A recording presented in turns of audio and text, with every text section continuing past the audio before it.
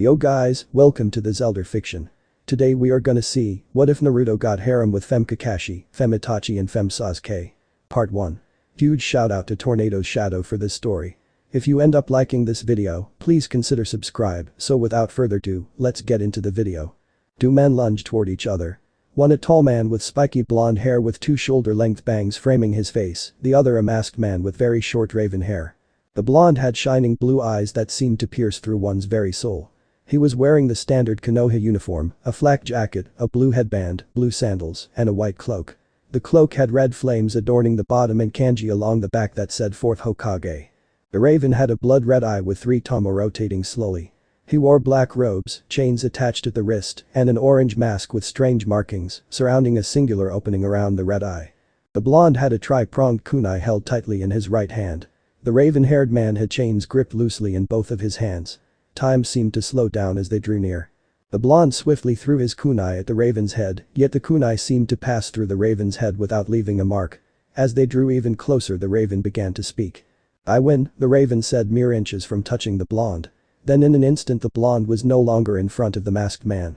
The blonde reappeared in the air just above the raven-haired man. Catching the kunai, the blonde rotated mid-air and created a blue sphere of moving chakra. Rasengan. The blonde screamed as he plunged the blue sphere into the raven's back. The moment of contact began to shred apart the skin of the raven, and the ground underneath him began to crack. The attack finished a few seconds later, then the blonde marked the back of the raven. Flipping his wrist, the blonde threw a kunai into the ground several feet away. Teleporting to this kunai, the blonde locked his eyes on the raven. As the black-haired man rose to his feet, he laughed. "You got me," the raven said, a chuckle escaping his lips once more. The blonde narrowed his eyes, a deadly glare in place of once kind eyes. In a mere moment the blonde appeared in front of the raven, embedding his kunai into the stomach of the raven. He then placed a contract seal on the raven in order to break his control over the nine-tailed fox. After breaking the control over the fox, the blonde leaped backwards. As he traveled, the raven bounded onto a nearby tree branch just before the blonde landed. A gust of wind suddenly blew through the battlefield, making the blonde's cloak billow out behind him. The red flames that licked the bottom were caked in dust, but the kanji written vertically held no sign of battle. "I should have known Konoha's yellow flash would be the one to stop me," the raven murmured. His eyes tomo began to spin faster and faster until they finally came to a shape. It seemed to be a shuriken with the 3 blades flowing from one to the other in a clockwise direction. Suddenly the raven was sucked into a sort of time-space jutsu. Once the raven had completely disappeared, the blonde created 2 shadow clones.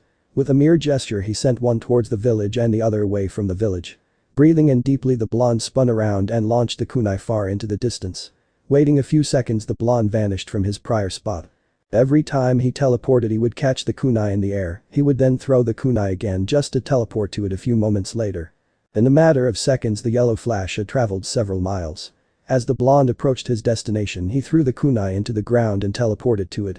The moment he hit the ground he let go of the kunai, leaving it stuck in the ground.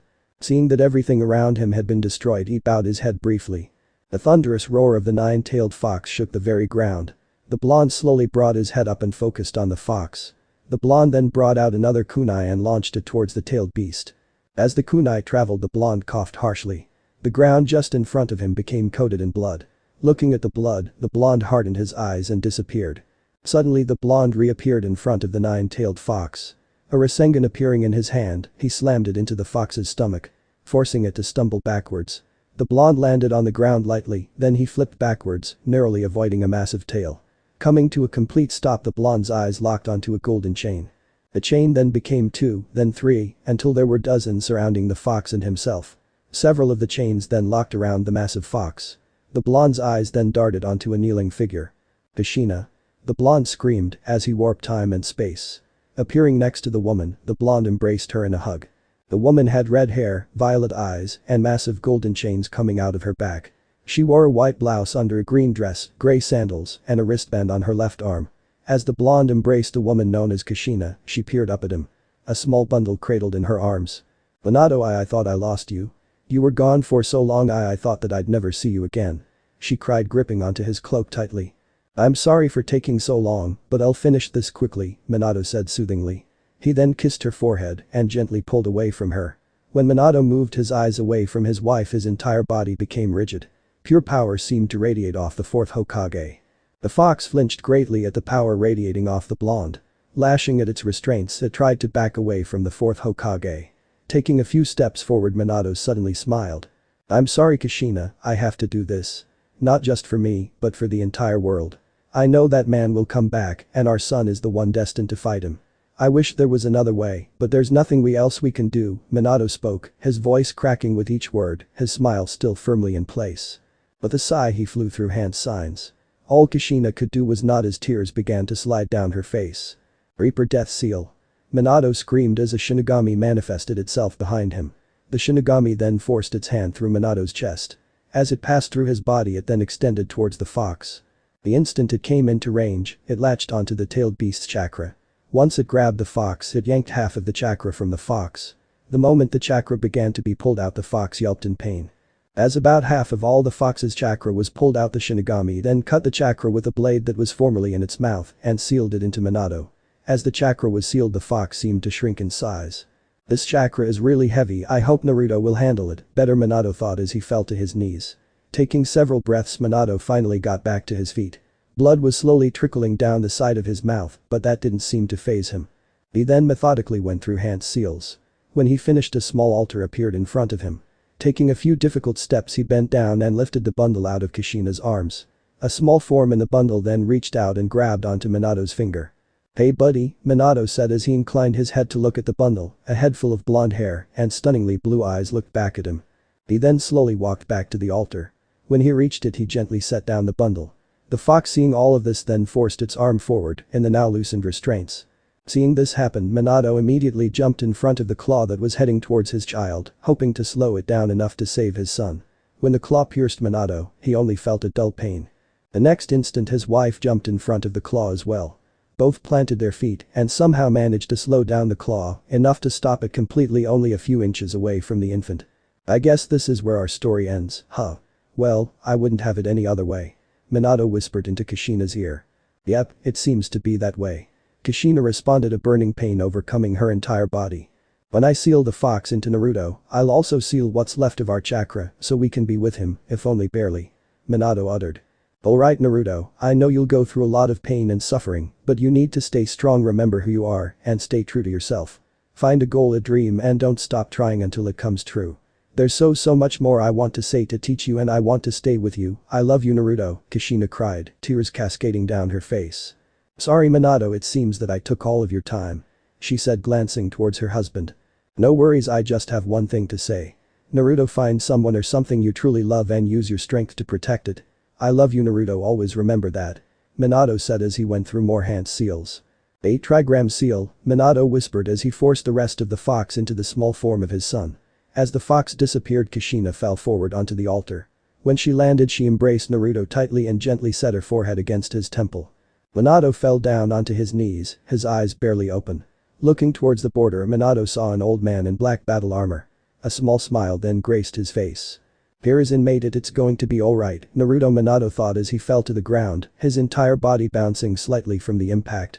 The border then fell, allowing the aged man to enter. "Minato. Minato. Hang in there," shouted the third Hokage. As Minato heard his voice, he smiled. His clone made it in time. When Hiruzen finally reached Minato, the only thing he could do was search for a pulse. To his surprise, he felt a pulse, albeit a very faint one. Forcing his eyes open, Minato barely raised his arm off the ground and pointed towards the altar where his son and wife were. "Naruto," Minato said in a faint whisper. His arm then fell limp and collided with the ground. The third watched as the life left Minato's eyes. He desperately searched for a pulse but didn't find one, showing that the fourth Hokage had passed. Solemnly, the third rose to his feet. He then moved towards the ritual altar. As he reached his destination, he saw an infant in Kushina's arms. With a nod, the third reached forward but stopped. Kushina's eyes had opened slightly at the third's movement. "Make sure Naruto is taken care of," she said, her voice incredibly faint. It seemed that the only thing keeping her alive was worry for her child. "I'll make sure he's taken care of, I swear to you, he'll be alright," the third said, easing Kushina's worries. But Kushina said, her body relaxing as her eyes closed. A sure sign of her passing. Tears began to stream down Hiruzen's face. The true gravity of the events that transpired in a matter of moments finally reaching him. Feeling the moisture on his face, he tipped his head back as he stared at the stars. Wonder, what if he got there sooner? What if he was stronger? What if he took Minato's place? He stood like that for several minutes, then the cries of the infant broke his trance. Lowering his head, Hiruzen then wiped the tears from his eyes with his arm and looked back towards Kushina. Moving slowly, the third reached down and lifted the infant from Kushina's arms. He then brought the child to his chest. "You're going to be alright, little one," Hiruzen said, his voice greatly strained. A few moments later, several Anbu arrived. As they landed, they bowed their heads in recognition of their superior. "Take care of their bodies," the third stated as he turned his head slightly to the Anbu. With curt nods, the Anbu set to work. The third nodded in return and started walking towards the Leaf's hospital to make sure the infant was healthy. Several minutes earlier, the tall man with spiky, white hair, a short green kimono shirt, matching pants, a short red overcoat was over the shirt, red, wooden sandals, and slightly visible mesh armor, was sitting at a table writing a book when a thud resounded throughout the room. "Sensei, I have bad news," Minato's clone said worriedly. "What's wrong?" the white-haired man said as he turned to look at his student. "The Nine Tails has been released." "How?" "It was a very dangerous man with the abilities of a Manjikyu Sharingan. I don't know if it was an uchiha or just someone who got hold of a Sharingan. Either way, be wary of him. I'm sure he'll return." "I see. What's happened since the fox was released?" "I believe that the man has been dealt with for the time being, but I may not be around for much longer." "The Reaper Death Seal." "I can't think of anything else to do," the clone said with a nod at his sensei's question. "I see. I have a request for you." "Minato, what will you have me do?" "Return to Konoha. Unfortunately, my son will be left alone and I want you to take care of him. You are the only person I can trust with this. I know the third has too much on his plate to take care of another child and I'm sorry for pushing this on you, but you're the only one I can trust with this," Minato's clone said, bowing deeply. "I understand. I swear to you, I will take care of your son," the white-haired man's resolve hardened greatly as he spoke. "Thank you, Jiraiya," the clone said, a smile appearing on his face. Reaching into his pocket, the clone grabbed a small scroll and held it out to Jiraiya. The Toad Sage took the scroll and nodded towards the clone. With a bow, the clone then poofed out of existence. Briefly reading through the scroll, Jiraiya then slid it into his pocket. Gritting his teeth, Jiraiya pulled out another scroll and began writing. After several minutes, he stopped writing and set the scroll on the table he was just sitting at. Taking a deep breath, Jiraiya bit his finger hard enough to draw blood, then he spread it across his palm and sped through hand signs. "Summoning Jutsu," Jiraiya screamed as he slammed his hand into the ground. The room became full of smoke as the jutsu ended. When the smoke cleared, a small red toad appeared with blue markings around his eyes and on top of his head. "Asuke, take a message to the third Hokage." "Yes sir, what's the message?"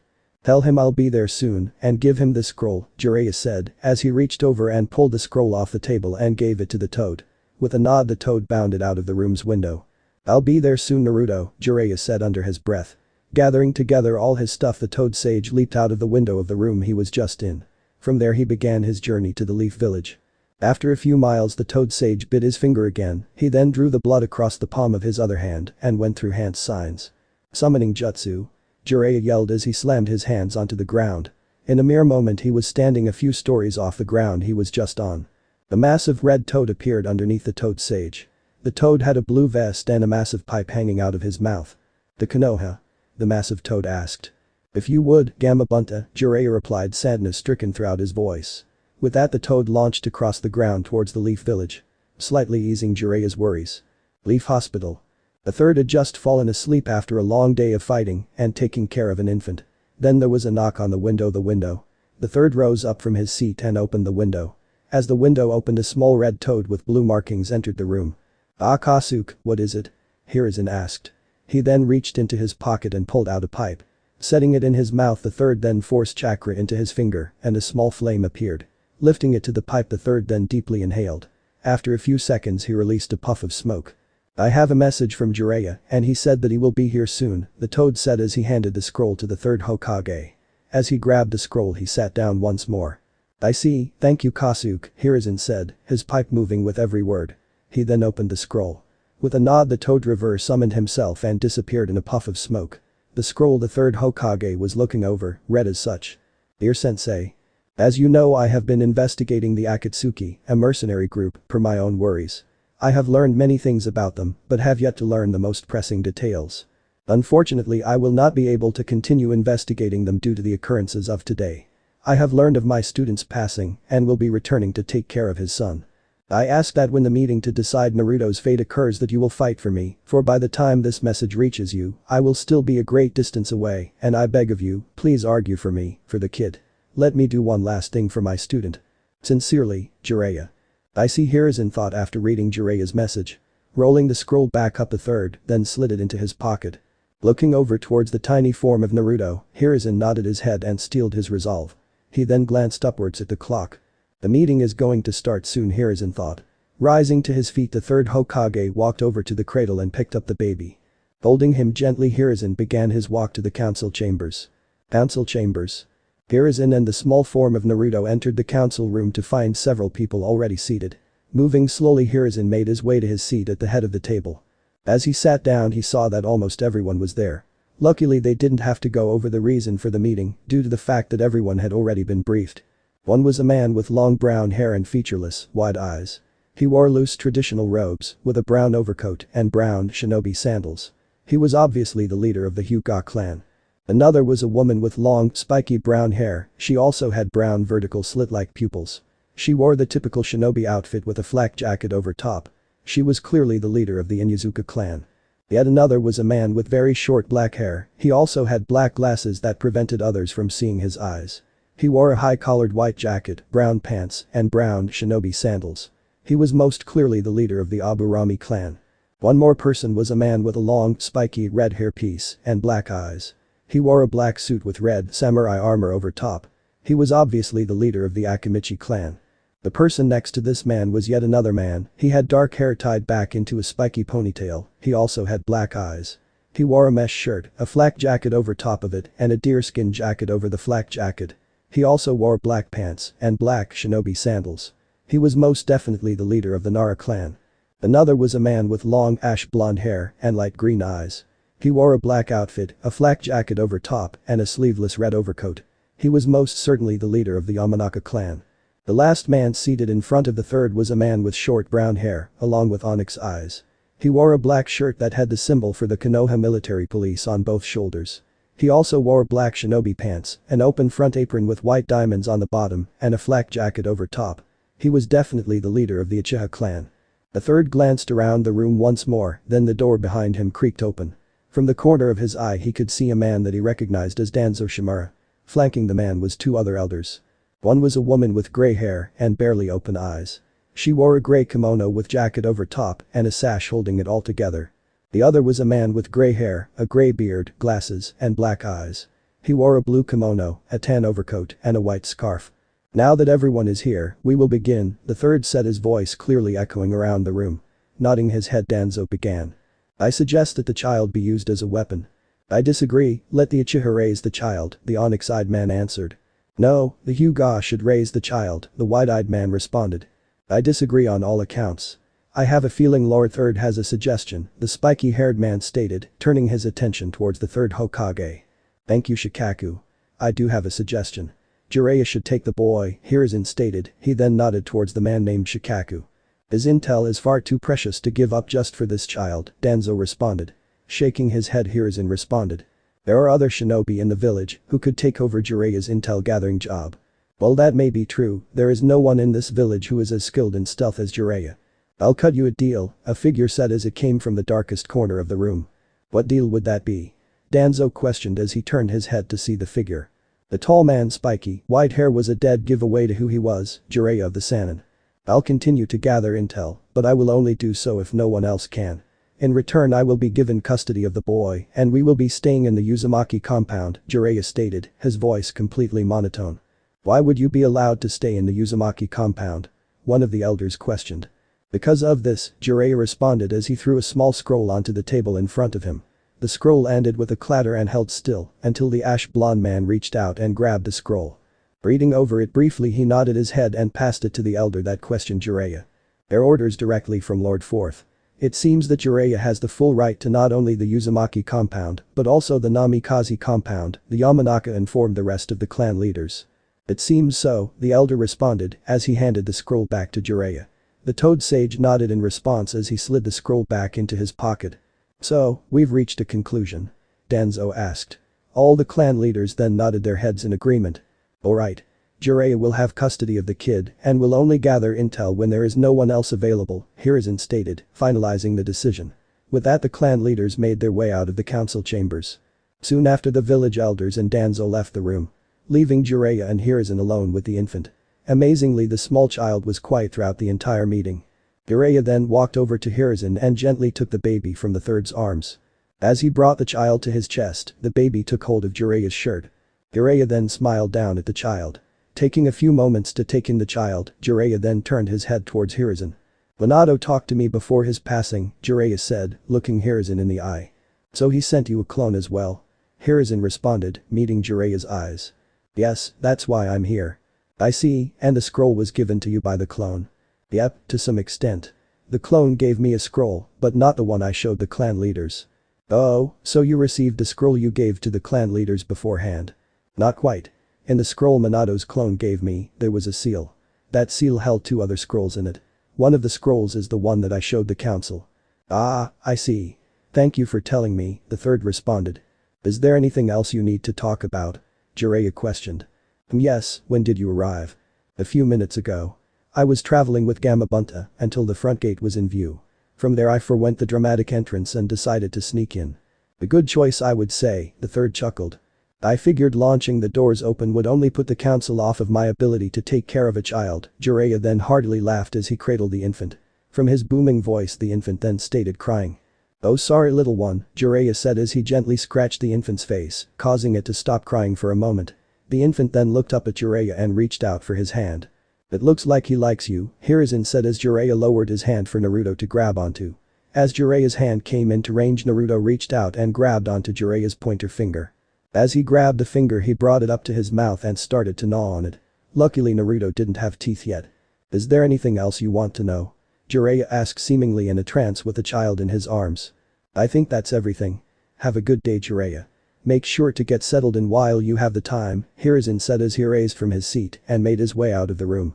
Jiraiya nodded his head as his sensei left. "How about we go home?" Jiraiya asked the infant, his voice gentle.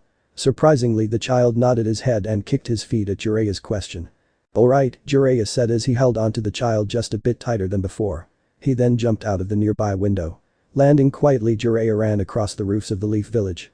As the ground flew by, Naruto seemed mesmerized with the fast-moving scenery. The time seemed to pass slowly until Naruto finally fell asleep. Soon after, Jiraiya landed softly a few feet away from a barely walked path. Walking slowly, Jiraiya moved along the path with absolute silence. After several more minutes, Jiraiya and Naruto reached the Uzumaki compound. It was fairly basic in design. It held many similarities with the Uchiha compound, but the most notable difference was the gate. As they drew near, Jiraiya saw that there was several seals all over the gate. Inspecting it closely, Jiraiya realized that the seals could only be unlocked with some kind of genetic proof. Jiraiya shrugged his shoulders a little bit and then bit down on his finger. Smearing the blood on the seals, the gate stayed shut, but another part of the wall to the left swung open. "That's strange," Jiraiya thought as he made a shadow clone. With a nod, the clone sprinted forward into the opening. Jiraiya then sat down on the ground to make the wait easier. After several minutes, the clone returned and dispersed itself. Jiraiya then nodded his head and stood up. The tiny form of Naruto still in his arms. Jiraiya then moved through the opening with a considerable amount of care.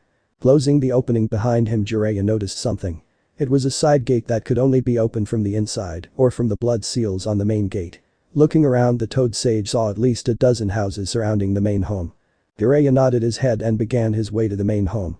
Glancing around on his way there, he noticed that on every house there was at least one Uzumaki symbol. As he reached the house, he saw a large Uzumaki symbol over the front door. Opening it, Jiraiya came across a room that seemed to be completely untouched for several years. It seems like since Kushina left this place, it hasn't been touched, Jiraiya thought as he moved through the house. As he explored, he came across a room that seemed to have been touched recently.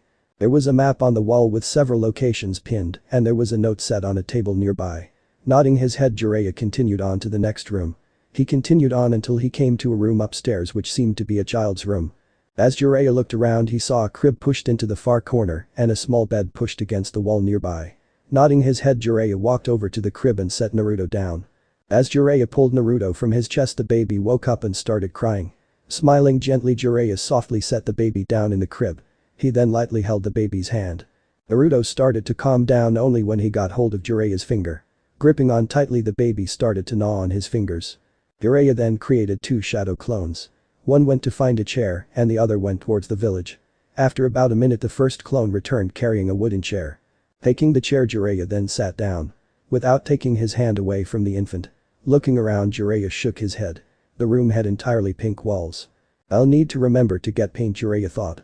His eyes suddenly felt very heavy. Before he knew it, he had fallen asleep with his head resting on the edge of the crib. After a few hours of sleep, Jiraiya was awoken by the crying of the infant near him. Waking up, Jiraiya rose to his feet as he looked at the infant. Grabbing the small child and cradling him in his arms, Jiraiya walked into the kitchen. As he made it there, he saw several things on the kitchen counter. Among several bags of groceries, he found diapers, baby formula, and a toad plush. Jiraiya then grabbed the formula and prepared it for Naruto. Putting the prepared formula into a bottle, the toad sage then held it up to the baby. Drinking greedily, Naruto managed to down half of the bottle before stopping. "You've got quite the stomach," Jiraiya said, a soft smile on his face. Jiraiya reached into the groceries and pulled out a small blanket. Laying the blanket on his shoulder, Jiraiya went to burp Naruto. After several moments of trying, Naruto finally burped. Jiraiya then gave the infant more formula. When the bottle was finally gone, Jiraiya then burped Naruto again. This time it only took a few seconds for him to burp. But the side, Jiraiya then set the bottle down and took the blanket off his shoulder. Jiraiya then created a clone and handed Naruto to it. The baby tried desperately to go back to Jiraiya but was suspended just barely too far away. Jiraiya then bit his finger and sped through hand signs. As he finished, he slammed his hands onto the ground and a large puff of smoke appeared. Once the smoke cleared, there were two toads standing there. One was a green toad with white hair styled in some sort of mohawk. He also had a white goatee and a simple-looking tan cloak. The other was a purple and green toad, and she wore a simple dark blue cloak. "Fukasaku, Shima, I have a favor to ask of you," Jiraiya said as he addressed the two. In but a moment, Shima had reached the small form of Naruto and had taken him for the clone's arms. Seeing that he was no longer need, the clone dispersed himself. "What is it, Jiraiya boy?" Fukasaku asked, his attention barely on Jiraiya, instead he was focused on Naruto. "I need you two to watch Naruto for a little bit," Jiraiya said, a sheepish look overcoming his features as he scratched the back of his head. "Well, of course. We'd love to look after this cutie," Shima replied while playing peekaboo. The baby seemed to really enjoy the game that Shima was playing with him. Naruto was it? A fine name. "I must ask though, what will you be doing, Jiraiya boy?" Fukasaku asked, turning his attention entirely to Jiraiya. "I'm going to fix up his room a little bit. It was all so pink, so I figured that I would repaint it, plus I'm also going to clean this house up a little bit," Jiraiya said, a smile going into full force. "Alright then," Fukasaku said as he moved over to Naruto. With a nod, Jiraiya created a few clones before he reached into the bags of groceries and pulled out several cans of paint. One of the clones then grabbed several blankets, sheets, and the toad plush. The other clone then grabbed a paintbrush and a few bags of cleaning supplies. As they set to work, the two toads began to look after Naruto. 2 hours later. Naruto had taken quite the liking to both of the toads. He seemed to enjoy their presence, let alone all the fun games they played with him. As Naruto was giggling from another game Shima was playing with him, Jiraiya returned from his cleaning escapade. "I got the room finished," Jiraiya said as he sauntered over to Naruto. When Jiraiya came into Naruto's view, Naruto's attention went from Shima to Jiraiya. "Okay, let's see it," Shima said as she picked up Naruto. She then started moving towards Jiraiya with Fukasaku following close behind. As they reached Jiraiya, Naruto extended both of his hands towards Jiraiya. Smiling gently, the Sannin then picked up Naruto. Jiraiya and the two toads then made their way to the room that Naruto slept in the night before. "My oh my, you did quite well, Jiraiya boy," Fukasaku said as he glanced around the room. A smile spreading across his face. The light pink walls had been transformed into what seemed to be an almost exact replica of the beautiful landscapes of Mount Myaboku. The pure nature that was reflected in the massive plants was astounding. It was a sheer bit of amazement that Mount Myaboku's beauty could be conveyed through something so simple as the walls of a child's room. Both the crib and the children's bed had gone from pink sheets with white designs to blue sheets with orange Uzumaki symbols. In the crib there was the small toad plush set near the small pillow meant for the infant's head. Looking around, Naruto reached out towards the beautiful fauna of Mount Myaboku. Unfortunately, when Naruto touched the wall, he realized that it didn't feel right. He then pulled his arms back and buried his head into Jiraiya's shirt. Jiraiya then struck Naruto's back to comfort him. "Someday you should bring him to Mount Myaboku," Shima stated as she turned her attention onto Naruto. "I'll have to make sure of that," Jiraiya said, his eyes much kinder than the toads had seen in a very long time. "But I believe it's time for us to leave," Fukasaku said as he nodded towards Shima. "Alright, I'll see you two later," Jiraiya responded as Fukasaku and Shima reverse summoned themselves. Jiraiya and Naruto then spent the rest of the day doing almost nothing. 5 years later. Naruto had become quite adventurous since he learned to walk on his first birthday. Thanks to that, Naruto had taken to learning anything that included movement, especially running. Jiraiya also realized in this time that Naruto should get a head start on most things before he became a genin. If his parents' chakra was anything to go on, he would need a lot of help controlling it. Other than that, the fox still posed a threat, and if the seal were to ever weaken, Naruto would need some serious power to fight back. Jiraiya woke up earlier than usual. Looking out of his window he saw that the sun hadn't quite risen yet, so he decided that he had some time before Naruto woke up. Getting out of his bed, Jiraiya got dressed and started his morning routine. Once he finished he walked into the map room that he seen plenty of times, but he hadn't really touched anything, other than when he occasionally cleaned, since he moved in. As he opened the door he saw that everything seemed to be in the right places. Jiraiya then moved over to the note that he had read dozens of times before. As he looked over it he nodded his head, it read as such. Dear Jiraiya. I'm aware that by the time you're reading this I am most likely already dead. I hope that you are taking good care of Naruto, and I hope that you are taking good care of yourself. The map near this note has every safe house location I have. In most of them you will find many scrolls on jutsu and many other things I have studied. In one of the safe houses I have many utilities that may serve useful for both you and Naruto. Please, let him know of his lineage when you feel he's ready that it. If at all possible please keep his parentage unknown to others until he's strong enough to protect himself. You know the many enemies I have and I don't wish him to have to fear for his life. Thank you sensei. Sincerely, your student, Minato Namikaze. I suppose it's time to find the safe house, Jiraiya thought as he walked over to the map. On the map there were several pins, supposedly marking the safe houses. Looking over it for a few minutes Jiraiya came to a decision. Making a single hand seal Jiraiya then pushed chakra outwards. Shadow clone jutsu, Jiraiya whispered as to not wake up Naruto. As he used the jutsu, 30 shadow clones appeared. Looking over every single one of them he nodded his head and the 30 clones shot off, to a safe house. Jiraiya then walked out of the room and down the stairs to the kitchen. As he reached the kitchen he set to work cooking breakfast.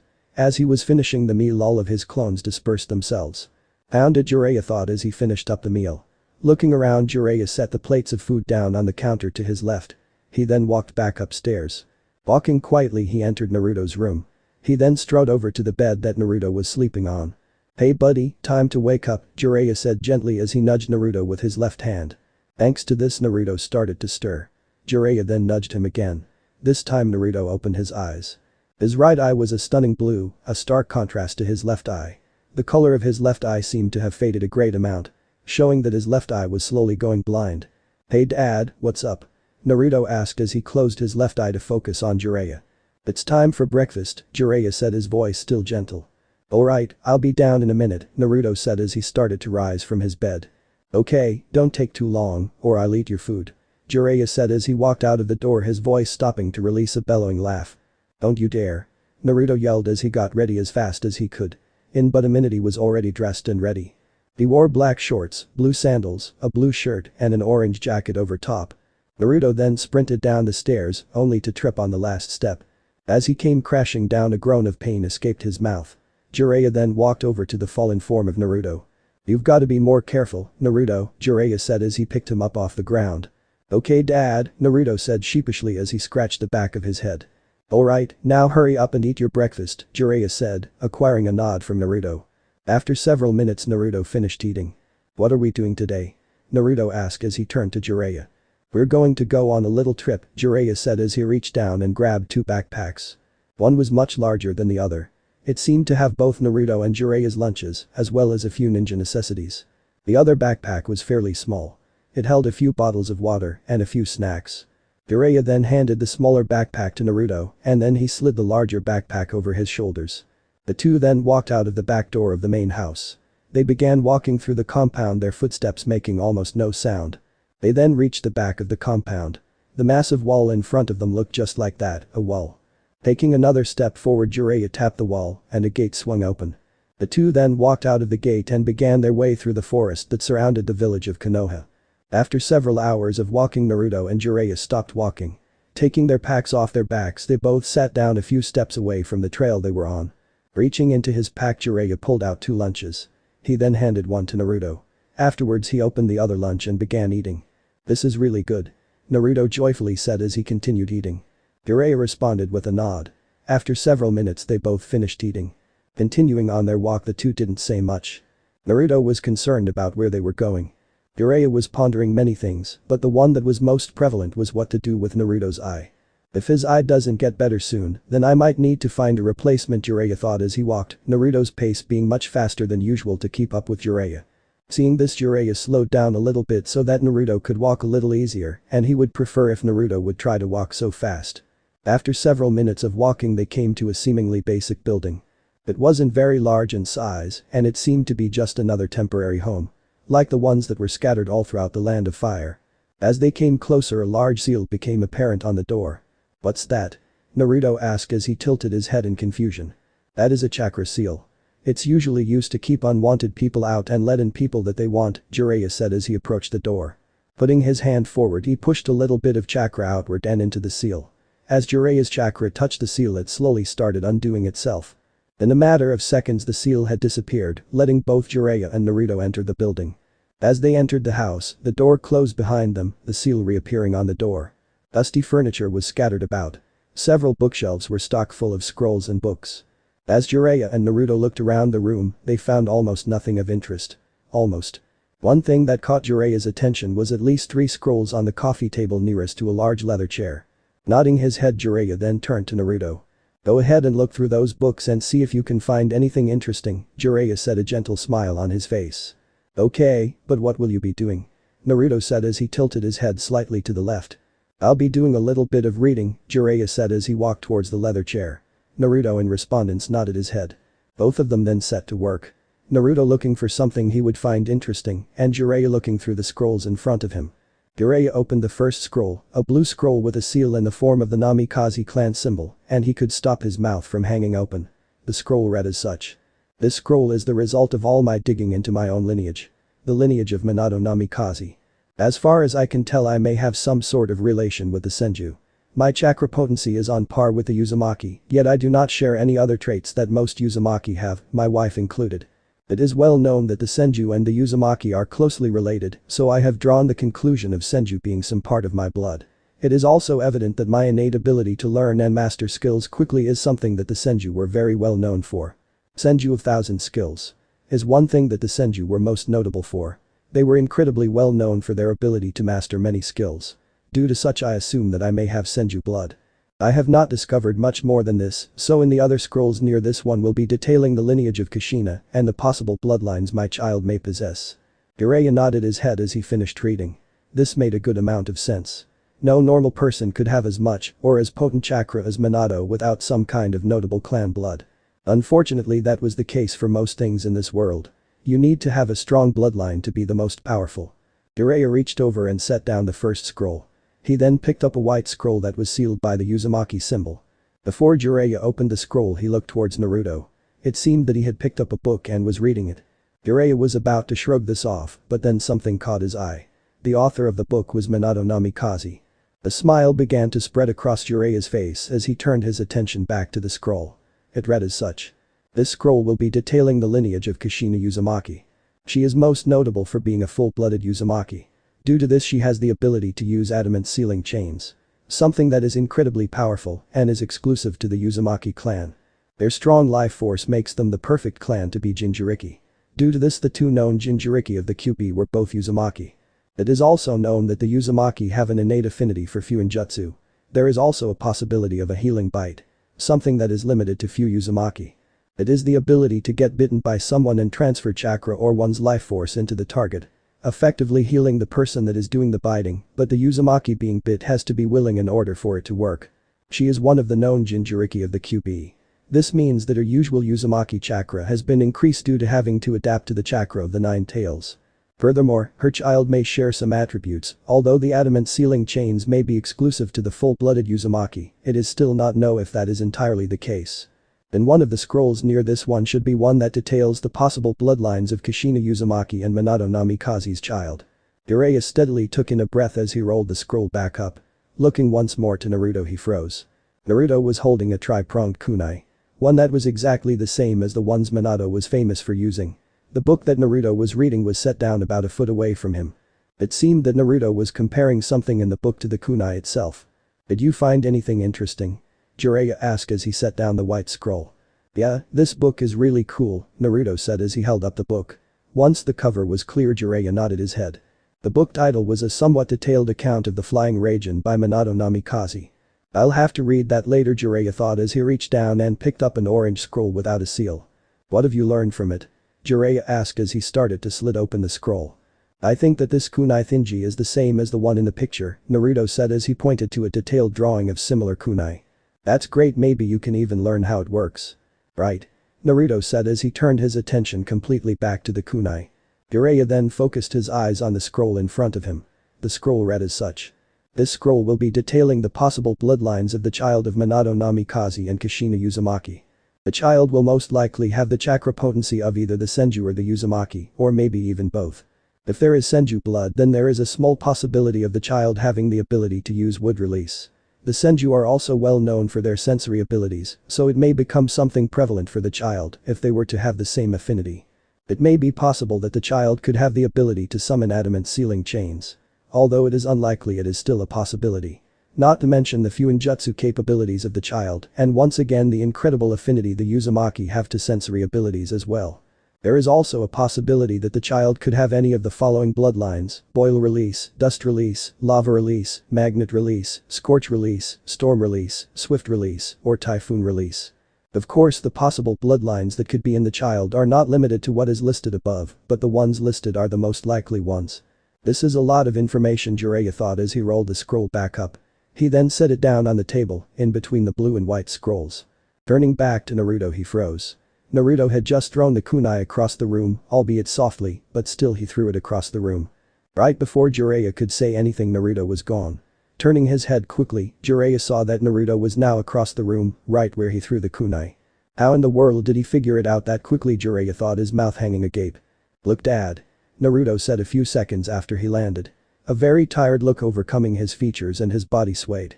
His feet barely moving fast enough to stop himself from falling. Good job. Jiraiya said as he walked over to Naruto. As Jiraiya reached him, he began to ruffle Naruto's hair. Thanks. Naruto said, energy suddenly returning to his body. A massive smile overtaking his features.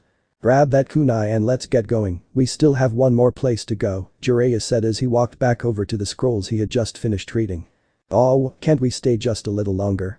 Naruto asked, his bottom lip quivering ever so slightly. A pleading look prevalent on his face. So you don't want ramen? Jiraiya questioned. In a moment Naruto's face completely changed. That's not fair. Naruto bellowed. When he realized that Jiraiya wasn't going to respond, he sighed and grabbed his things, the kunai he had previously among them. A small smile was now plastered on Jiraiya's face. It seemed that he had started to smile more ever since he started taking care of Naruto. Grabbing his pack, Jiraiya then slid the scrolls into it. Taking one more look around, his eyes scanned across a few books. They seemed to all be named after Kekkei Genkai or Kekkei Toda. As he picked them up, he noticed something: they were all written by the same person, Minato Namikaze. Jiraiya's smile grew just a little bit more as he slid the books into his pack as well. It sure seems that Minato put a lot of work into this to find these things out. I'm glad he did it though, Jiraiya thought as he turned back to Naruto. In the time that Jiraiya had gathered the books he wanted, Naruto had put the Flying Raijin book in his pack. He was also carrying the kunai he had previously thrown across the room. Are you ready? Jiraiya asked as he slid his pack over his shoulders. Wait. Naruto said as he frantically pulled his bag off his shoulders. He then slid the kunai into his pack. Jiraiya smiled as Naruto pulled the pack back on. Are you ready now? Jiraiya asked, his smile turning into a grin. Yep. Naruto said as he gave a mock salute. Alright then, let's get going, Jiraiya said as he opened the door of the house. Naruto gave a brief nod and started to follow Jiraiya. As they continued on their way, Naruto smiled happily at the fun day he had already had. This time their walk was significantly quicker than before, but instead of going back to their home, they went to the inner part of the village. As they made their way through the village, several civilians refused to look at Naruto, probably because no one wanted to infuriate Jiraiya, after all he's a very powerful shinobi. After several more minutes of walking they made it to Ichiraku Ramen. The best place ever, in Naruto's opinion at least. As they entered the little stand they were greeted by an old man with closed eyes. He wore white robes with a blue apron around his waist. He also wore a white hat that covered his graying hair. Welcome, what will it be today? The gray-haired man asked. I want a medium miso ramen with pork. Naruto said excitedly as he sat down. I'll have the same, Jiraiya said as he sat down next to Naruto. Right, the man said as he nodded his head and went to the back of the shop. Happy birthday, Naruto. A girl said. She was a few years older than Naruto, and she had brown hair that went well with her brown eyes. She wore white robes, like the older man, and she also wore the same blue apron. She had a white piece of cloth that held her hair back as well. "Thanks AM." Naruto said, a smile brightly overtaking his features. After a few minutes the older man came out once more carrying 2 bowls of ramen. He then set them down in front of both Naruto and Jiraiya. Thanking the man for the food, the two began to eat. After a few minutes both Jiraiya and Naruto had finished eating. "How much do I owe?" Jiraiya asked as he reached into his pocket. "It's on the house. It is Naruto's birthday after all." The man said, a kind smile on his face. "Thank you, Tucci," Jiraiya said as he stood up. As he pulled his hand out of his pocket he set down a large amount of money. "That's a tip for being so kind," Jiraiya said as he and Naruto started to walk away, leaving a dumbfounded Tucci and AM. As they left, Naruto waved goodbye and fell into stride with Jiraiya. They then started their way back to the Uzumaki compound. After several minutes they finally made it back. Once they entered the compound they made their way to the main home. As they entered they set down all their bags and went to the front room. They both sat down and stayed like that for a few minutes before one of them spoke. "I think it's time we find out your chakra nature," Jiraiya said as he reached into his pocket. "Really?" Naruto shouted as he then sat up straighter than he had before. As Jiraiya pulled his hand out of his pocket he was holding a piece of paper. "Here, channel your chakra into this," Jiraiya said as he handed the paper over to Naruto. "Right." Naruto said as he forced his chakra into the paper. The moment that Naruto's chakra entered the paper, it seemed to no longer exist. No more, like it was cut into pieces so small they were nearly invisible. Jiraiya handed him another paper, and again the moment Naruto's chakra entered the paper it did the same thing. Maybe try a little less chakra," Jiraiya said as he handed the paper to Naruto. The blonde took the paper and began to slowly feed his chakra into the paper. Instantly, it seemed to cut itself into 4 parts. Then all at once, one part became crinkled, another became soaked. The third turned to dust and crumbled away, the last lit on fire and burnt to ash. "What does it mean?" Naruto asked, enthusiasm clear in his voice. "The paper splitting means that you have a chakra nature of wind, seeing as how it occurred first, it is probably the most natural for you. The part of the paper that crinkled means that you have an affinity for lightning. The paper that got soaked means that you have a strong affinity for water," Jiraiya said as he forced himself to keep his composure. "What about the other 2 pieces?" Naruto asked, tilting his head slightly. "The piece that turned to dust means that you have an affinity for earth.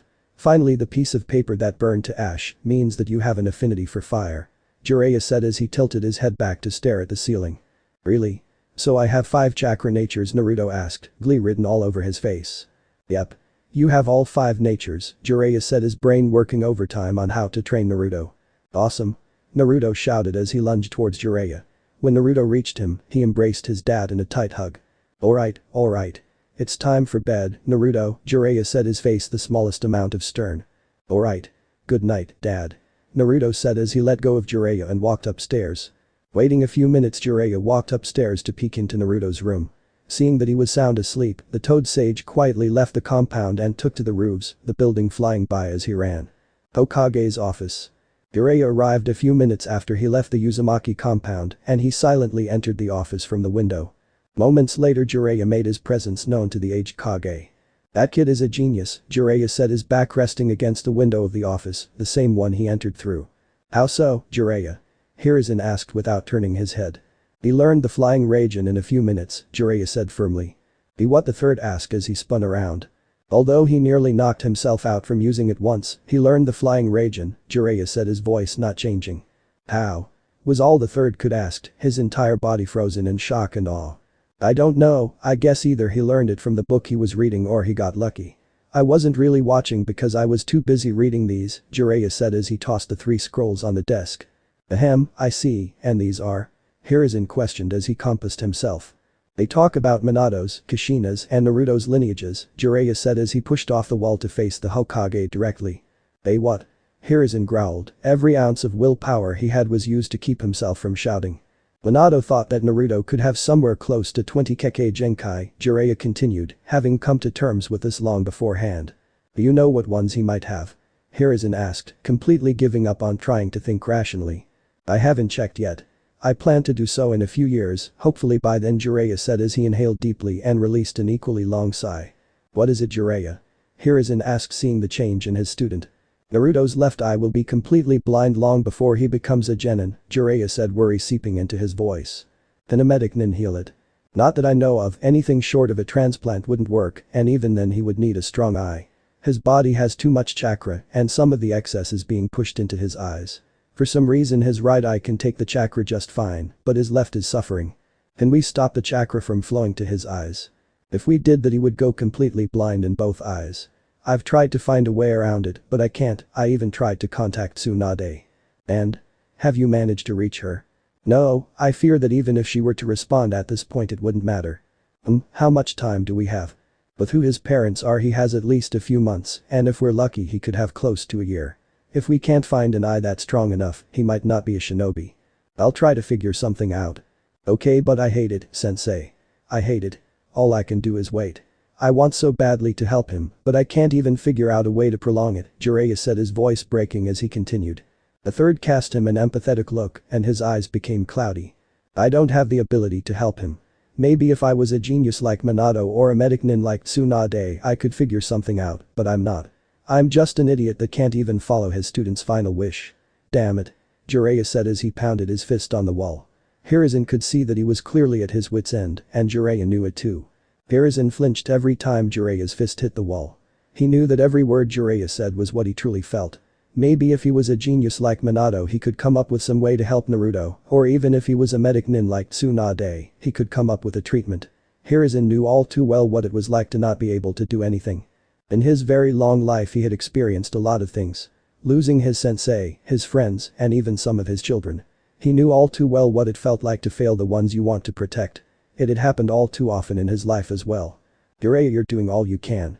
I know that and so do you, so please, let me take some of this burden. I'll figure something out. I just need a little bit of time. Okay, Jiraiya whispered as he slowly began to compose himself. Thank you, Jiraiya. Now go back to Naruto, he needs you, Hiruzen said, a kind smile gracing his features. All Jiraiya could do was nod as he leapt out of the window. Taking a few minutes to look over the scrolls, Hiruzen then lit his pipe and took a long drag. Waiting a few seconds, Hiruzen released the smoke. Hiruzen looked out towards the village, his home.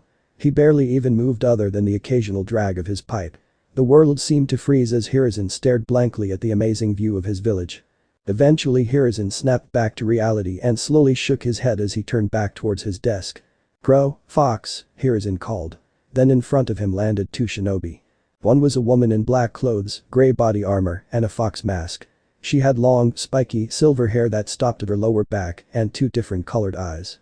One was red with 3 tomo, and the other was black. She seemed to be around 15 or 16 years old.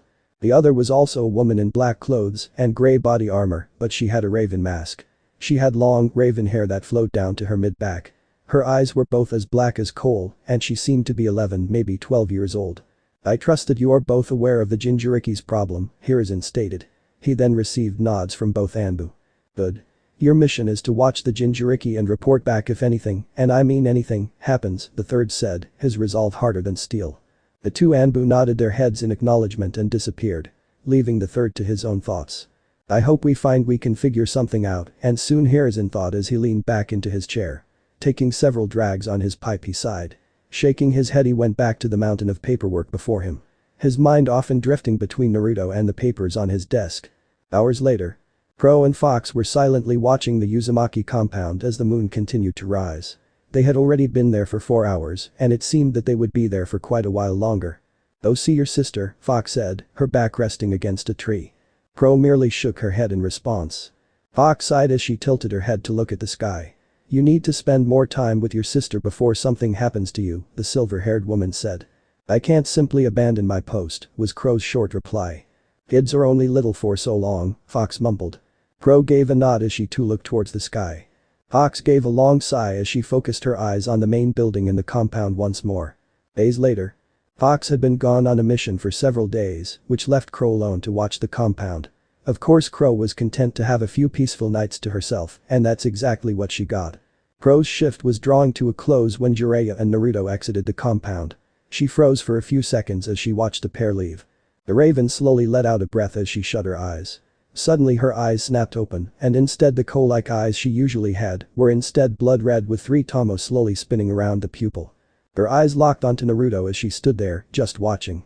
She could see his chakra, not to the same extent as the Hyuga's Byakugan could, but still, his chakra was visible. In her short life she had seen many kinds of chakra, some intense, some peaceful, some dark, some light, and even mixtures of intense and dark, or peaceful and light, but everyone's chakra had some darkness in it, yet Naruto's chakra was something completely different. While it looked very similar to just about anyone, there was something different about it. For some reason it seemed to contradict itself. It seemed so peaceful yet intense at the same time, almost like nature itself. No matter how hard she strained her eyes, she couldn't find any real amount of darkness in it. It didn't make sense. He had the QB, everyone in the Anbu knew that, but why didn't that disturb his chakra? It seemed so bright that even the lightest chakra she had ever seen didn't even compare to his. There was something special about him that Crow just couldn't figure out.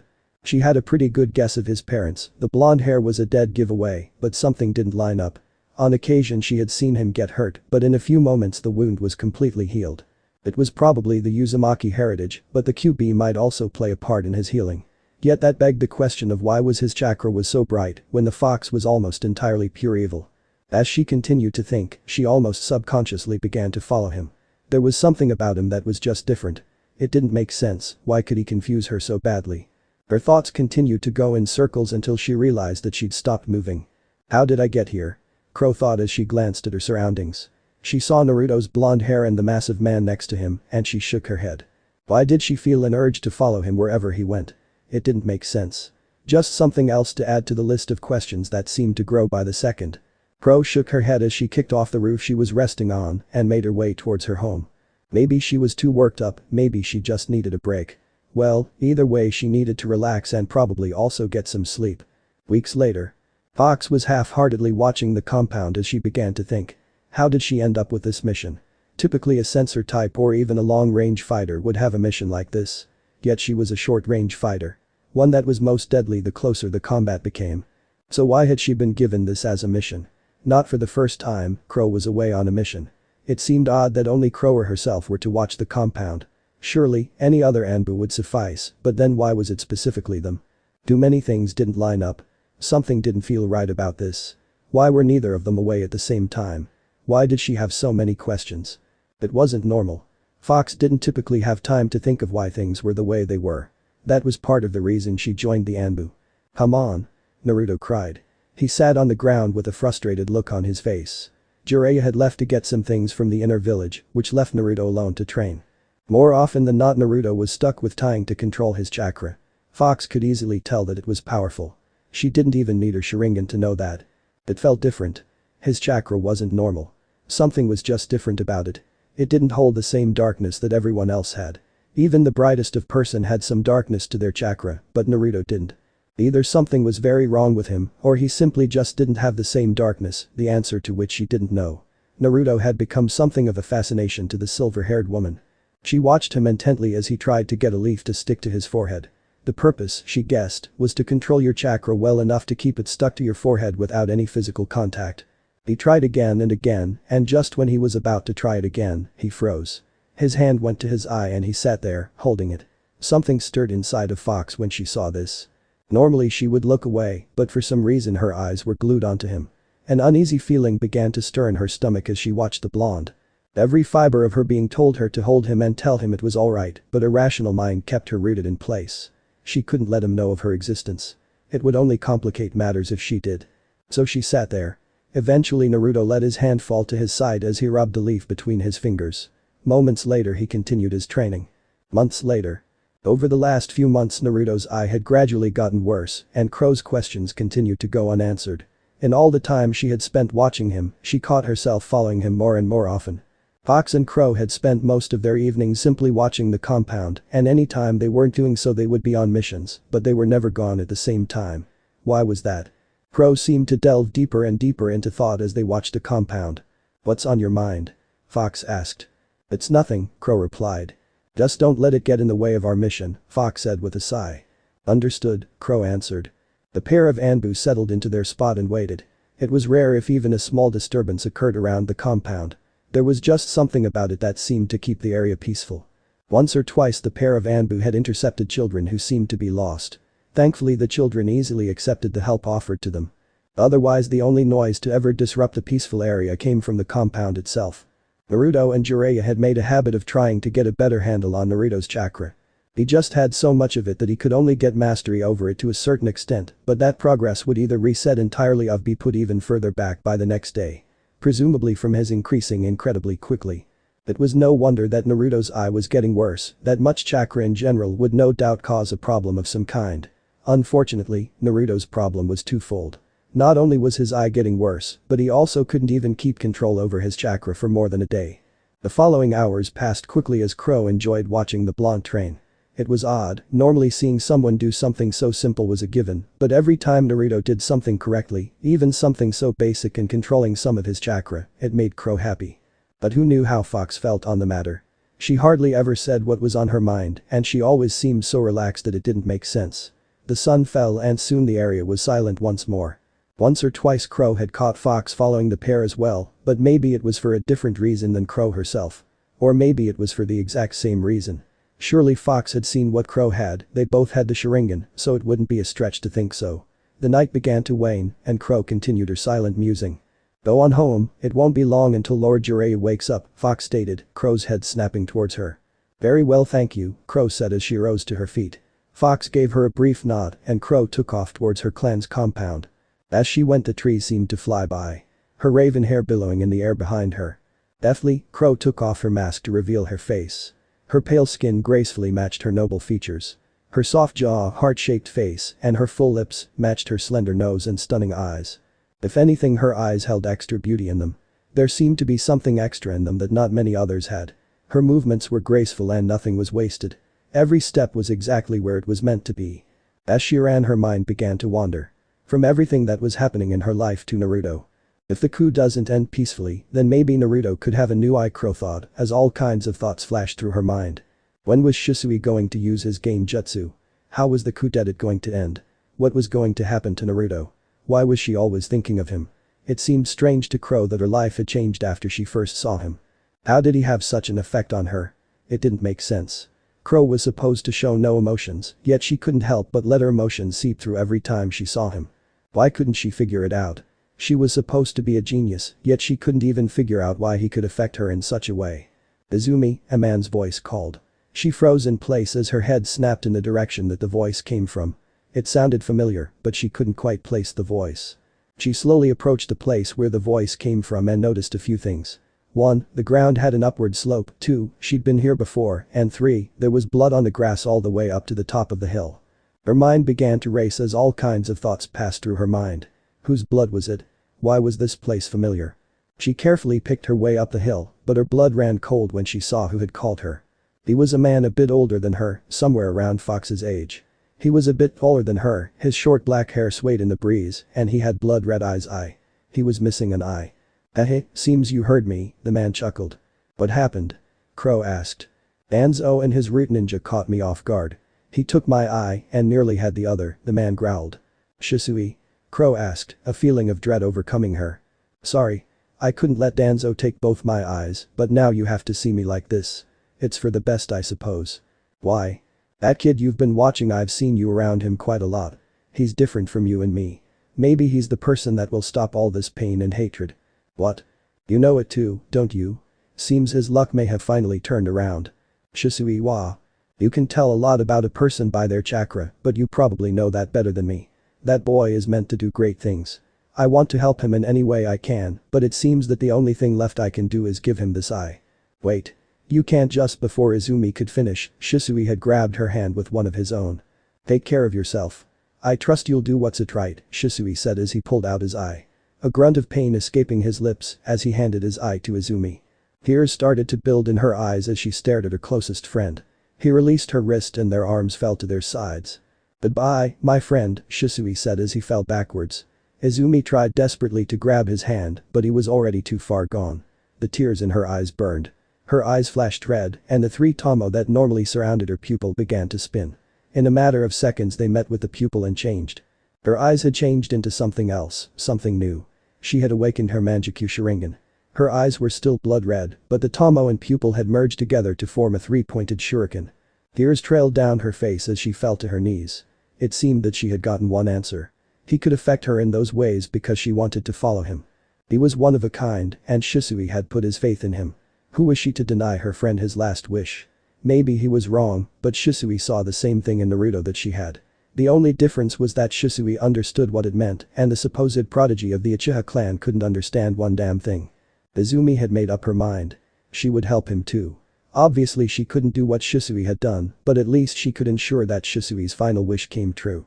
She slowly rose to her feet and turned towards the way she came from. Even faster than before she ran towards the Uzumaki compound. Her heart was pounding as she went. Some amount of common sense was still in her mind as she slid her mask over her face once again. Minutes later. Fox had resigned herself to simply glancing around, not really paying much attention to anything. Then her stomach started to twist in knots. That wasn't a good sign. She suddenly sat up straight and looked around. Something was wrong, very wrong. It wasn't even 5 in the morning, yet most of the main house had lights on. That wasn't good. Jiraiya liked to sleep in, and so did Naruto. Something was seriously wrong. Fox's heart started to beat faster as she examined her surrounding. What had happened? Did someone break in? No, those seals were too strong, and surely Jiraiya would easily be able to take care of them. So what happened? It didn't add up. Nothing was out of place, so why were the lights on at this time of the day? She looked around frantically trying to find an answer when Crow landed right next to her, a worried look in her eyes. Why are the lights on? Crow asked. Not sure, but something isn't right, Fox replied, her eyes drifting to Crow's hand. We should tell the Hokage, Crow said, almost mechanically. Blood slowly dripping from her hand. We can't, at least not until we know why, Fox said. Luckily they wouldn't have to wait long to get their answer. Jiraiya came bounding through the door of the main house with a balled-up Naruto in his arms. He didn't bother to try and open the gate, instead he leapt over it. Of all things, the Toad Sage simply jumped over the gate. Worry immediately filled both women as they followed after Jiraiya. They followed slightly behind the Sannin, hoping that they could figure out what was going on. One of you two tell the Hokage I'm going to the hospital, Jiraiya called. The pair of Anbu froze for a moment before their shinobi minds kicked in. Immediately Fox diverted away from Jiraiya and instead started to head to the Hokage's tower. Crow on the other hand continued to follow Jiraiya. Hokage Tower. Fox had arrived far quicker than she expected. Maybe it was the worry she was filled with or simply the nerves, but she had made it to the Hokage's tower in less than 5 minutes. Lord Third. Fox called as she landed in front of the aged Kage. Speak, Hiruzen commanded. Something bad had happened, he could feel it. Jiraiya is taking Naruto to the hospital, it's urgent, Fox responded, finally seizing control of her emotions once more. Where's Crow? She followed Jiraiya. I see. Tell my secretary that I'll be gone for a little while. Yes, Lord Third, Fox said, and suddenly Hiruzen was gone. Konoha Hospital. Jiraiya had arrived in a very worried state. The boy in his arms seemed to be trying to escape the pain that his eye was in. The moment the woman that usually worked the front desk saw Jiraiya, she immediately stood up. Their eyes met for a single heartbeat and she pointed to a room. Jiraiya nodded in response and entered the room in mere moments. Jiraiya looked around the room frantically, as if trying to find someone to help. Not long after Jiraiya entered the room, a doctor and 2 nurses entered. Unknown to almost everyone, Crow had managed to enter the room unseen. She silently watched as Naruto was set on a bed and the nurses set to work immediately to figure out what was wrong. What happened? The doctor asked. I'm not sure. He was curled into a ball when I found him. His eye must be getting worse, Jiraiya mumbled. I see, the doctor said as he glanced at his nurses. His heart rate is unnaturally high, his chakra seems to be pulsating, and his eye seems to have gotten worse, the nurse said. Jiraiya's heart sank. Why hadn't he seen any signs? The doctor's eyes grew ever so slightly as he took in the information. He walked over to Naruto and did the tests once again. The nurse was right. Naruto's heart rate was far higher than it should be, and his chakra was pulsating. These, obviously, weren't good signs. Then the doctor examined Naruto's eye. Damn it, he muttered. He needs to go into surgery immediately, his eye is killing itself, the doctor said. The entire room froze for Jiraiya. Why hadn't he seen this coming? There should have been a sign of some kind. Why couldn't he remember any signs? Why was his mind betraying him? Jiraiya collapsed into a chair nearby and the entire world seemed to fade away. The only thing in the world was his mistakes, his failures. Every single time he had failed or screwed up. Missions, friends, students. Why was he destined to fail at every turn? Crow silently followed the doctor as he brought Naruto into a room that was made for surgeries. Time seemed to stand still as the doctor and nurses began to treat Naruto. Hours passed as they finally finished the surgery. Crow stood far away from everything, merely observing from the corner, her hand covered in dry blood, but open. With Jiraiya. The tall man hadn't even shifted from his position when the third had entered the room. It was not long after Naruto was taken to surgery that the third had entered, but he had sat there, right beside Jiraiya for the past few hours. A nurse entered the room and said something, but Jiraiya was too absorbed in reliving everything he had failed at throughout his life to even notice the nurse. Luckily the third had been in the room. Jiraiya finally snapped back to reality as Hiruzen finished speaking. Yes, Lord Third. One of your Anbu gave it to us. It seemed to be perfect for a replacement eye, and it should be strong enough to withstand his chakra, the nurse said. Which Anbu was it? Hiruzen asked. She said her name was Crow. I see, thanks to letting us know. If anything else comes up you two will be the first to know, the nurse said as she left the room. Jiraiya turned his head to look at Hiruzen who could only shrug. What did she when she first got here? Jiraiya asked. She said that Naruto's stable and that the replacement surgery went well. Whose eye was used? I'm not sure, but I think Crow knows whose it is, Hiruzen said. Where is she? I'm not sure of that either, Fox. Hiruzen called. Fox suddenly landed on the ground behind the third, not even a second after he called. Find Crow and send her back here, Hiruzen ordered, and Fox was gone once again. Fox knew where Crow was. In fact, Crow was exactly where Fox wanted to be. She silently maneuvered her way through the building and entered the surgery room. In the far corner stood Crow. Completely invisible to everyone else in the room. Fox silently made her way towards the Raven. Crow acknowledged her presence as she drew near. The Hokage? Crow whispered. Fox nodded her head and before she knew it, she had taken Crow's former position. Her eyes locked onto Naruto as her thoughts began to drift towards the blonde. Crow similarly took Fox's place. She made her way through the hospital back to the room that Jiraiya and Hiruzen were in, with practiced silence. Once she arrived at the room she landed behind the third Hokage. Report, Hiruzen ordered. Crow flinched slightly as she steadied herself. Earlier today, Uchiha had died. He entrusted his only remaining eye to me, and from there I give the doctors that eye too for a replacement. What happened to his other eye, and why give a Sharingan, Shisui's no less, to Naruto? His other eye was torn out by a ninja. I gave him that eye because it was Shisui's last wish. Who took his eye? Anzo, Crow mumbled. Ah, I see, Hiruzen nodded. The seconds seemed to crawl by as Crow awaited his response, but before Hiruzen could speak Jiraiya did. Thank you, he said with a bow towards Crow. Her entire body froze as she stared at the Sannin. Yes, I suppose you do deserve thanks, Hiruzen said as he too bowed. Crow didn't even know how to respond. She expected to be chastised for being careless, but no. She was thanked for what she did. She couldn't even formulate a sentence. Instead, she nodded her head, the only thing that she could do. The pair then stood back to their full heights. A look of relief on Jiraiya's face, one that was echoed on both Hiruzen's and Crow's faces. Although only Crow herself knew the relief she was experiencing. Dismissed, Hiruzen said after a few moments. Crow nodded her head once more and vanished. Minutes passed in silence until another nurse entered the room. You may see him now, the nurse said, her head bowing as she spoke. Okay, thanks for telling us, Jiraiya said as he slowly walked towards the door. Hiruzen following not far behind. Minutes earlier. Fox was sitting in the corner of the room, watching Naruto from a distance. Finally the doctor and nurses left and she approached the sleeping blonde. She slowly outstretched her hand and touched his cheek. His head slowly leaned into her hand. A small almost invisible smile appeared behind her mask. Her hand gently slid down his face to his chin. She then took off her Anbu mask. Revealing another mask. Even with the second mask, she was beautiful. Her face was ever so slightly heart-shaped and her upper face seemed to scream noble. She slowly pulled Naruto's face upwards and with her other hand she pulled down her second mask. Her features were revealed for a moment before she planted a soft kiss on his forehead. I'd better soon, she whispered as she let go of his head and pulled her mask upwards, once again covering her face. She moved backward slightly as she placed her Anbu mask on her face once again. She watched him for a few more moments before she vanished. Minutes passed as Jiraiya and Hiruzen walked through the halls of the hospital to the room that Naruto was now in. Once they reached the room, Jiraiya pulled the door open and stepped inside. Time seemed to slow down as the Toad Sage looked at Naruto. The blonde seemed to be doing better. He didn't look to be in any more pain and he was sleeping peacefully. Jiraiya walked closer to the bed and sighed. Naruto was fine. Jiraiya hadn't failed him completely. That was a good sign. Grabbing a nearby chair, the Sannin pulled it towards the bed and sat down. Hiruzen silently watched Jiraiya for several minutes before he finally left. Hours seemed to pass and Jiraiya too fell asleep. His arms on the edge of Naruto's bed and his head resting upon his arms. The sun wasn't far from rising when Crow entered the room. She made no noise as she silently made her way to Naruto's side. She stood there, almost unsure of herself, for several seconds. She then slowly leaned forward, her hand going towards her mask. She stopped mere inches away from his face and then she pulled off her mask. Even slower than before she leaned forward. Her face drew closer to his and finally, she planted a soft kiss upon his cheek. She pulled back a few more inches and just stared at him. She wanted to protect him with everything she had. Whether he knew it or not, he had gained her total support.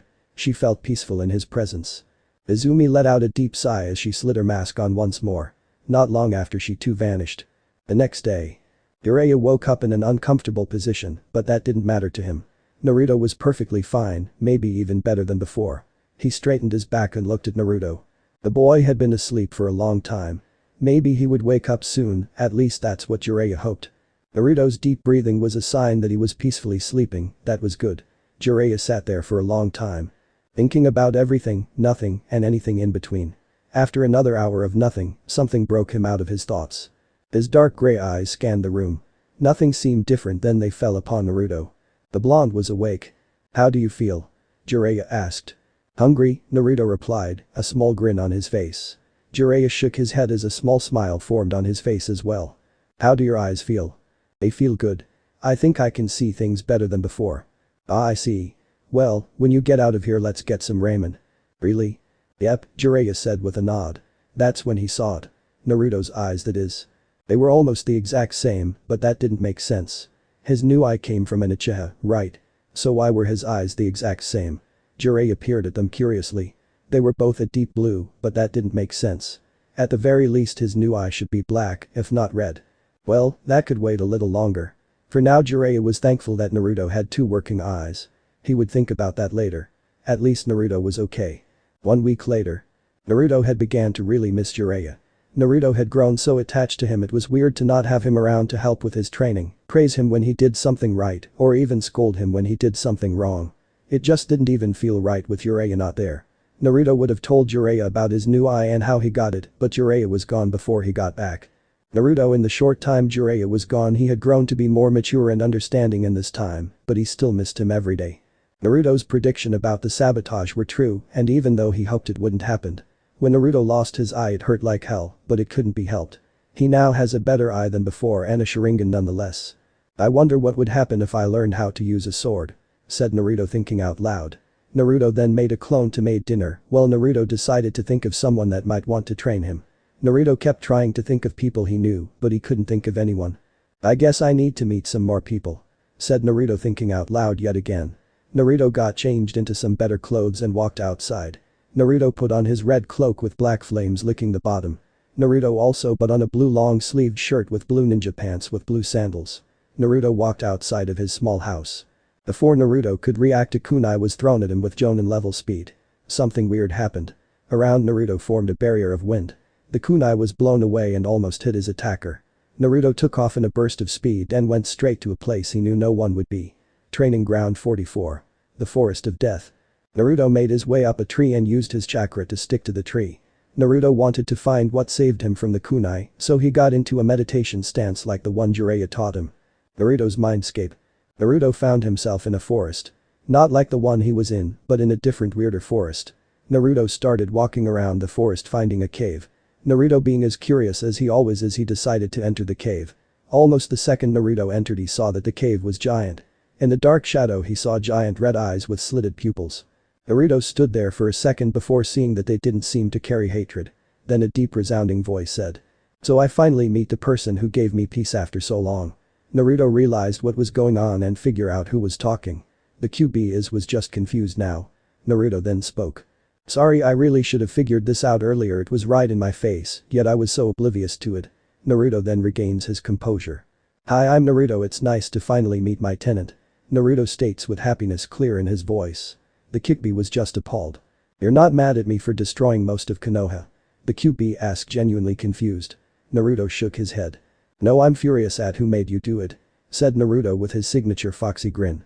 Now the QB was just thrown through a loop into a maze, back through the loop to another maze, then a brick wall. The QB was as confused as possible. "Do you have any idea who your parents are?" the QB asked, concerned. Naruto responds with. "I have a pretty good guess. I mean, I look exactly like him and share the same last name." The QB bursts into laughter. "Why not ask the old Hokage about him by name? He might just give you a good answer." suggested the Kikbi with a massive smile. Naruto nods and was about to leave before asking. What's your name? It can't be just Kikbi no Yoko, you have to have a real name, right? Asked Naruto. The QB yet again burst into laughter. You know kid, you are the only person to ask if I have a name. You are the only person to ever ask if I had a name. That's ironic. A kid of about 7 did something that many others didn't even think of. Sigh, alright, enough beating around the bush. My name is Akane, kid, don't forget it. Akane responded. Well, I got to get back now, it was nice meeting you, Akane. Naruto smiled and waved. Akane spoke before he could leave. It was nice meeting you too, Naruto.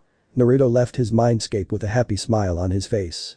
That was not only because he made a new friend, but the friend he made was the most terrifying thing currently known in the elemental nations. 40 minutes later. Naruto jumped down from the tree, deciding to get some training in. Naruto managed to find a place that wouldn't be noticed, it's a huge explosion took place. Naruto kept looking behind himself while he was trying to figure out what just happened to him. Naruto just kept looking around feeling like he was being watched. Naruto took this time to go though hand signs. Seconds later Naruto finished his chain of hand seals. Blind style. Great breakthrough. Yelled Naruto. The wind flew at a nearby tree, shredding it apart. Just before the tree could fall over, Naruto went through another set of hand seals. Fire style. Fireball jutsu. Yelled Naruto. A massive ball of fire flew at the tree, burning it to ash before it could even fall over. Just behind the tree was a house that didn't seem to belong in the area. Naruto, being the curious kid he was, decided to check it out. He walked over to the door and knocked on it. The door flew open, and there stood a drunken woman with good-sized breasts, brown hair and purple eyes. The woman also had a tan trench coat covering what was left uncovered by her clothes. She seemed like she was about to fall over. Naruto took a step closer and began a conversation. Excuse me, ma'am. What are you doing out here in the forest? Asked Naruto. The girl wrapped her arm around Naruto before whispering in his ear. I live out here, you dummy. Anko said in her drunken stupor. Hi, my name's Naruto, what's your? Asked Naruto. My name is Anko. Said Anko. Oh, what have you been drinking? Asked Naruto. I've been drinking this stuff. You want some? Asked Anko with a bottle of sake in her hand. No thanks. Why are you drinking? Naruto asked, waving his hand at the drink. I just found out. Hiccup that some little girls are going to be kidnapped. Said Anko, slightly stumbling as she moved away from Naruto. A look of shock came over Naruto. I think you should go back inside your house and take a nap. Said Naruto as he helped her inside and left, closing the door. Naruto then started running toward the forest just outside of the academy. At the academy 5 minutes later. As Naruto ran, he saw something strange. He didn't know how, but Anko knew something that she shouldn't have. As he ran, he noticed something. There, running through the forest, was a masked shinobi with 2 bags on his back. Since it looked really suspicious, he decided to activate his single Sharingan. What he saw made his blood boil. He saw 2 incapacitated girls about his age. One he recognized as Hinata Hyuga, heir of the Hyuga clan, and the other was Satsuki Uchiha, heir of the Uchiha clan. He instantly realized what was going on. He charged at the man, kunai in hand, ready to fight at a moment's notice. He flew through hand signs and a moment later he finished, then he shouted. Blind style. Great breakthrough. As the jutsu made contact, he flew towards a tree back first. Just before he could hit the tree, Naruto seemingly teleported behind him with a clone and took both of the bags. Once he set them down with a shadow clone. Then Naruto took off in a burst of speed, launching his fist into his gut before yelling. Now. That Naruto just poofed before a giant Suiton water dragon jutsu slammed into his back, launching him forward straight into a chakra-coated fire fist into the face of the ninja. The ninja tried to recover, but the pain from the burns knocked him out. Naruto turned around only to find the 2 girls watching him in awe. Are you unharmed? Naruto asked in a soft voice as to not scare them. Yes, thanks to you. Came a softer voice of one Hinata Hyuga. I am not hurt either. Came the melodic voice of Satsuki Uchiha. Well, that's good. Spoke Naruto, trying to calm their nerves before taking them to their homes. Now time to get you girls home. Spoke Naruto, trying to be as polite as possible. Once both girls agreed, he took Hinata home first. When they got there, she had a deep blush on her cheeks and gave Naruto a kiss on the cheek. Even though it was quick, it was one all the same. Next, Naruto took Satsuki to her home, but when they got there she asked. Why did you help me? In class all I do is patronize you and mess with you, so why did you save me? She asks on the verge of tears. Naruto, instead of answering, just pulls her into a hug and says. Because you are a good person. He spoke in the gentlest voice he could muster. Satsuki started crying into his chest, and when she stopped, Naruto asked. How do you feel? Once she heard this, she lifted her head to look him in the eye before saying. I feel a lot better.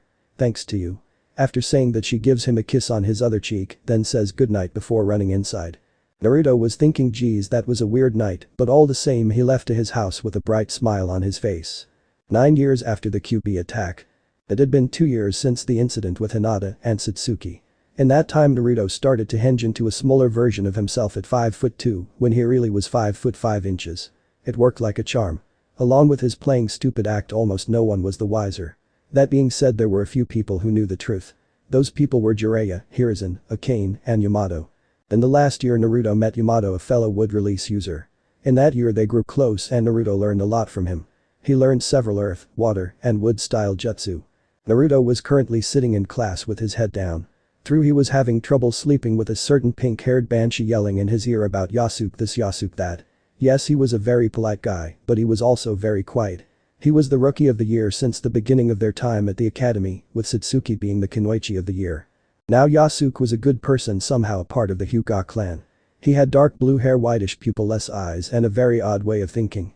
Oddly enough he was nothing like his older brother Neji. In fact he was quite the opposite.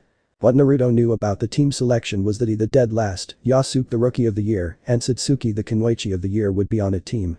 Even though it was overkill he had to keep up an act. To make sure that Konoha would be as strong as possible. Hokage office. Well, it's due time to ask, Naruto thought as he knocked on the door to the office. Hum in came the voice of the old Hokage. Naruto spoke after he closed the door. So are you going to tell me about my father, or should I say Minato Namikaze? The old Kage was shocked beyond belief. After quickly compassing himself he spoke to Naruto. Very well Naruto. He was a great person and an amazing shinobi. Minato gave this to me before he died, so you should read it once you are in a very safe place. Soon after he said that he pulled out a scroll and gave it to Naruto. Once he received the scroll he bowed to the aged Kage and ran out the door. Once he was in a safe place he opened the scroll and started reading. Naruto, if you are reading this it means you found out or became a chunin. I hope you can forgive me for the burden I have given to you. At the end of the scroll is a seal that once you put your chakra into it, a scroll on my Taijutsu style and another scroll on my flying rage and notes are in. I figured if you were anything like me you would enjoy figuring out the formula like I once did. If you find anyone with a burden like yours, help them see the light and not go into the darkness. One last thing, know that me and your mother loved you with all our hearts, now never forget that. Minato Namikaze. At the end of the scroll Naruto started crying. He finally knew what his father thought of him and that they didn't despise him. Once he came to this revelation he decided one thing. He would bring peace to this world and continue his father's legacy. Sadly the letter didn't mention anything about his mother, so Naruto decided to change his look to me even closer to that of his father's. 2 years later. Naruto over the past 2 years has mastering his father's Taijutsu style and making his own formula for the flying Raijin. Naruto had increased his weights by a lot, as in he now has close to 1000 pounds on his weights, with the addition of a gravity seal on level 10. So if he were to punch you without weights you would cave in on yourself as well as have every bone in your body turn to mush. Last week Naruto talked with Hiruzen to get a teacher for Genjutsu as he desperately needed one to help use his Sharingan. His teacher's name was Kurama Yuhi, the best Genjutsu user in the village. While Naruto has grown a lot during this time he has managed to learn Demonic Illusion. Mirage Crow. Itachi's Crow Genjutsu. Naruto had grown quite a lot in more aspects than one. His hair had grown long and was styled like Minato's. He had gotten taller and now stood at 5'7", but his henge was only 5'3" now. Naruto was trying to figure out a way to train in Taijutsu without breaking through a mountain on accident. Right now he was trying to develop a seal of which could create a regeneration method of which could be used on objects to make them almost invincible. He was also working on making a temporary sword. But it will take almost a year to get the materials to make the sword. The current year of the academy will end soon and then the last year at the academy will begin. Naruto didn't consider himself to be a prodigy. He gave credit of his accomplishments to hard work. Well, that wasn't fully true, it was part of it. He had amazing talent and could grasp concepts faster than others. Even though he enjoyed his training it was getting boring all things considered. He needed to find a way to take his mind off things until he became a genin. It had been 1.5 years since he decided to use his father's last name. Since then he was known as Naruto Namikaze.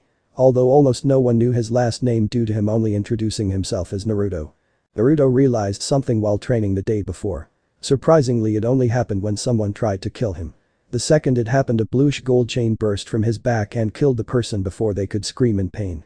Turns out the person he killed was a rude Anbu, most likely to end the Kikbi once and for all.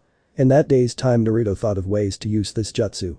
The first thing he did was figure out what clan could use these chains. The first book he found on these chains was a book in the library that was about Uzumaki's.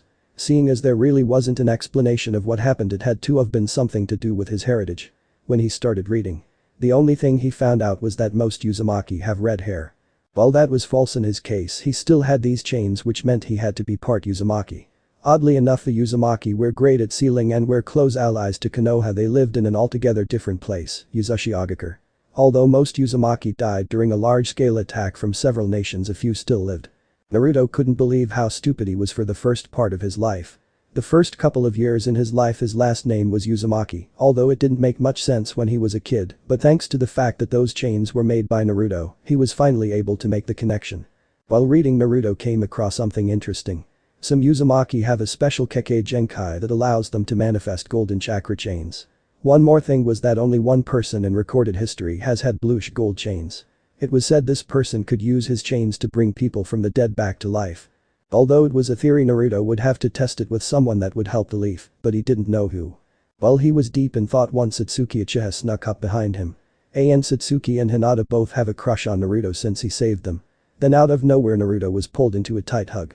When Naruto realized who was hugging him, he hugged her back. From the time he saved her to now, she would go to Naruto almost daily, sometimes just to talk with him, other times she was in emotional turmoil. Throughout their time together they had grown closer and became great friends. Even though Satsuki would never admit it, she had a likeness held solely to him that was slowly becoming love. Naruto liked his talks with Satsuki as much as she did. The only problem was he could tell her goal hadn't changed, but instead had more to it. She wanted to kill her older sister and restart the Uchiha clan. With a certain blonde we all know and love. Naruto had his goal made up and would never stop until he completed it. His goal was one thing, to bring peace to the world and stop the bloodshed. Even though it wasn't his original goal, he wanted to make his sensei and father proud of him. This goal of his happened after reading his sensei's book The Tale of an Utterly Gutsy Shinobi, the character he was named after, and had a similar goal. That book is what gave him the inspiration to meet this task head on and accomplish this, even if it meant his life. Naruto would do anything to help his comrades and village to the absolute most of his ability.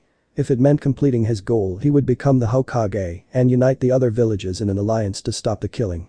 No doubt there would be several people who would try to harm others just because they can't stand people who want peace. Some people just want war, so if it comes to that, Naruto will become strong enough to stop any war. Hopefully peacefully, but if it comes to that, it would be good not to risk the lives of others. Hokage office. One problem with the academy was the teaching system. The council was making it so that the kids with no experience or any ability could pass and go on to more dangerous missions. One day it would be the end of a good person because of their stupid actions. So Naruto was there to open the aged Kage's eyes. Listen Jiji, one day someone will get killed because of what they are teaching in the academy. Being a ninja isn't about looking cool or saving the day, it's about protecting those you care about and making sure your village is doing the best it can. Spoke Naruto with conviction clear in his voice. Very well Naruto. Although I cannot take action without at least one clan head behind me. But that being said, I can make the meeting happen, but it won't work until you are a Chunin. Spoke Hiruzen, trying to reason with Naruto. Well then I guess I just have to keep you alive until then. Spoke Naruto with his signature foxy grin. Naruto was making a plan that would save Hiruzen from any fate that may occur. Naruto was working on a seal to make a clone death spell, only after taking a blow that would kill someone. That seal was only about halfway done, but it would be done long before he graduated. Naruto was about to leave when suddenly the door shot open. When that happened, a small kid walked in holding a shuriken. I challenge you for the spot of Hokage, old man. Yelled a small kid with a very long blue scarf. Then the kid tripped over his scarf and fell face first. Once this happened, he got back to his feet and pointed his finger at Naruto. You tripped me. The kid yelled, trying to blame Naruto. Naruto sighed and spoke. Kid, you tripped on your own scarf, I had nothing to do with it, and before you say I'm lying, your method of attacking Jiji is futile. He is one of the strongest ninja ever. When he finished, the kid looked at him and spoke. What would you know, I'm Konohamaru Sarutobi. Naruto just looked at him before speaking. Kid, you could be his mother and I wouldn't give a damn who you are. There is no shortcut to becoming Hokage, but the best way to do that is to train as hard as possible and become as strong as possible, and maybe in a few years you might even be the Hokage, but don't think you are better than anyone. Because chances are there will always be someone stronger than you. Konohamaru's eyes had stars in them. Right then he found who he wanted to be like and be trained by. That was none other than Naruto Namikaze, the true prodigy. The end. So how was this part? I hope you like it. And if you like it, share this part with your friends and like the video too. And don't forget to subscribe our channel for daily awesome fanfiction. Okay, it's time for me to go. Bye bye.